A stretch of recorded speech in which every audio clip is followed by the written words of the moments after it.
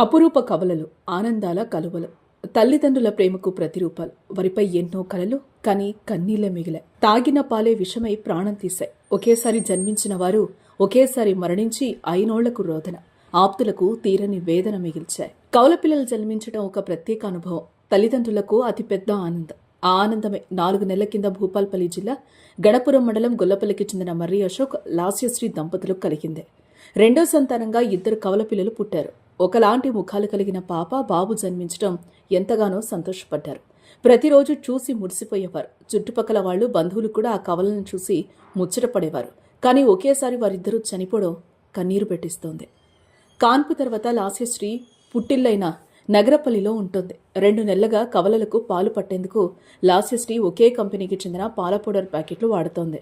శుక్రవారం సాయంత్రం అదే కంపెనీకి చెందిన కొత్త పౌడర్ ప్యాకెట్ను కొని తెప్పించిన లాస్య శనివారం ఉదయం 8 గంటలకు ఒకసారి, 2 గంటల తర్వాత మరోసారి శిశువులకు ఆ పౌడర్తో పాలు కలిపి తాగించి పడుకోబెట్టింది. గంటసేపటి తర్వాత చూస్తే బాబు ముక్కులోంచి పాలు కారడం కనిపించింది. దీంతో బాబుని లేపగా కదల్లేదు. అటు పాపలో కూడా ఎటువంటి చలనం లేదు. దీంతో వెంటనే స్థానిక ఆర్ఎంపీ వైద్యుడి దగ్గరికి తీసుకెళ్లగా అక్కడ పిల్లలను పరిశీలించిన డాక్టర్ నాడి కొట్టుకోవడం లేదని చెప్పడంతో భూపాలపల్లికి తీసుకెళ్లారు. కానీ అప్పటికే పిల్లలిద్దరూ చనిపోయినట్లు వైద్యులు చెప్పడంతో తల్లి గుండె చెరువైంది. కవలలు పుట్టి వారు సంతోషంగా ఉండడంతో 4 నెలలుగా ఆనందంతో ఉన్న ఆ ఇంట ఆ 2 గుండెలు ఆగడంతో విషాదంలో కూరుకుపోయారు. పిల్లల మరణాన్ని తల్లిదండ్రులు భరించలేకపోతున్నారు. అయినా వాళ్లు కన్నీరు మున్నీరవుతున్నారు. ప్యాకెట్ పాలే వికటించి 2 కవలలు చనిపోయారని ఆవేదన వ్యక్తం చేస్తున్నారు. మరోవైపు పాల పౌడర్ డబ్బాపై ఎక్స్పైరీ డేట్ పరిశీలించగా ఈ ఏడాది ఆగస్టు వరకు ఉంది.